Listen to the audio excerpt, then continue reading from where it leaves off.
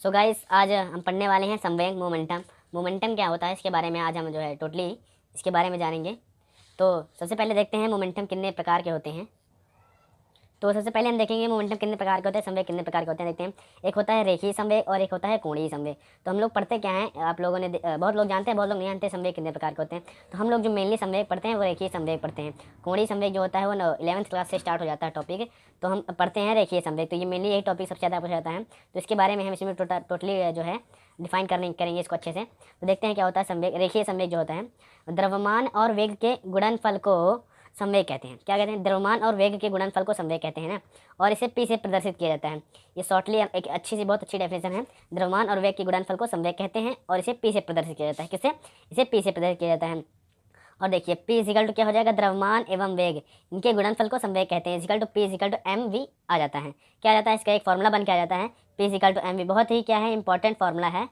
Important किस लिए है? क्योंकि ये लगभग जो है संवेग हर चीज़ में आता है, तो इसलिए इंपॉर्टेंट है। तो अब इस संवेग पढ़ लिए हैं, ये संवेग की डेफिनेशन हम जान लिए हैं।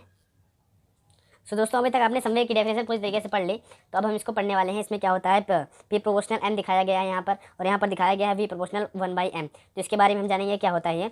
तो यदि दो भिन्न भिन्न द्रव्यमान की वस्तुएं नियत वेग से गतिशील हों तो संवेग का जो मान होगा वो द्रव्यमान के समानुपाती होगा। संवेग का मान द्रव्यमान के समानुपाती होगा। मतलब क्या है, संवेग जो होगा वो द्रव्यमान के समानुपाती होगा, यानी प्रोपोर्शनल में होगा। तो सो दोस्तों जो संवेग होता है वो द्रव्यमान के समानुपाती होता है। क्या? द्रव्यमान के समानुपाती होता है संवेग। तो इसके अंदर दो बात आती हैं। क्या होता है, जो द्रव्यमान जो है यदि बढ़ेगा तो संवेग भी बढ़ेगा, यानी द्रव्यमान बढ़ेगा तो संवेग भी बढ़ेगा। और क्या होता है सेकंड, द्रव्यमान घटेगा तो संवेग भी घटेगा, द्रव्यमान घटेगा तो संवेग भी घटेगा, दोनों साथ में ही चीज़ें होंगी। तो विभिन्न द्रव्यमान की माने एक m1 एक m2, हमने दो द्रव्यमान की वस्तुएं ले ली हैं। जो वेग है यहाँ पर कॉन्स्टेंट है, यहाँ पर बताया गया है कि वस्तुएं जो है नियत वेग से गतिशील है ना, तो कॉन्स्टेंट हमने लिया है। तो फॉर्मूला होता है P is equal to M V. तो यहाँ पर P1 M1 V कॉन्स्टेंट है, यहाँ पर ये हमने ले लिया है। तो V से V क्या हो जाता है, कैंसिल हो जाता है। जब V से V कैंसिल हो जाता है तो हमारा बचता है P1 upon P2 is equal to M1 upon M2। तो P1 M1 दोनों बराबर में है, सीधे हैं, तो इस कारण से P प्रोपोर्शनल M हो जाता है। क्या होता है? P प्रोपोर्शनल M हो जाता है। तो अब दूसरे केस में दूसरी दो बात है इसके अंदर। तो सेकंड देखते हैं, यदि दो भिन्न भिन्न द्रव्यमान वाली वस्तुओं का रेखीय संवेग, दो भिन्न भिन्न द्रव्यमान वाली वस्तुओं का रेखीय संवेग नियत हो, तो यदि नियत होगा, संवेग नियत होगा, तो उन वस्तुओं का जो वेग होगा, उन वस्तुओं का वेग द्रव्यमान के व्युत्क्रमानुपाती होगा। वेग जो होगा वो द्रव्यमान के व्युत्क्रमानुपाती होगा। वी प्रोपोर्शनल 1/m क्या होगा, वी प्रोपोर्शनल 1/m होगा। इसमें भी दो केसेस हैं, देखें।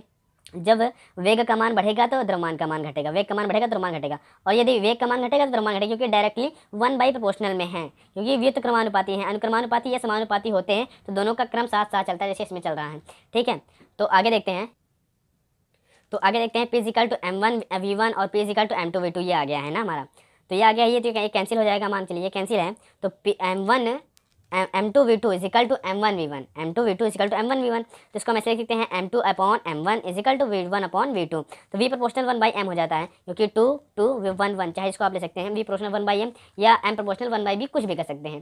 तो यहीं पर जो है आपका एंड होता है, क्या, संवेग एंड। रेखीय संवेग जो है यहाँ तक था, हमने आपको बताया। नेक्स्ट वीडियो में आपको बताएंगे रेखीय संवेग कोणीय संवेग में अंतर बताएंगे, और आगे बना सकते हैं कोणीय संवेग बना सकते हैं। और इसके बारे में हम ये संवेग जो है मेनली हमने आपको बता दिया। ये संवेग क्या होता है, द्रव्यमान एवं वेग के गुणनफल को संवेग कहते हैं। और हमने बताया कि संवेग दो प्रकार के होते हैं। संवेग क्या होते हैं, दो प्रकार के होते हैं ना। संवेग दो प्रकार के होते हैं, उसे भी हमने बताया। एक होता है रेखीय संवेग होता है, और एक होता है कोणीय संवेग होता है। ये भी हमने आपको बता दिया, एक रेखीय संवेग को, एक कोणीय संवेग होता है। सो थैंक यू दोस्तों। तो thanks for watching and like and subscribe. So दोस्तों अगर हमारे चैनल पर पहली बार आए हैं तो लाइक शेयर सब्सक्राइब जरूर कीजिएगा। धन्यवाद।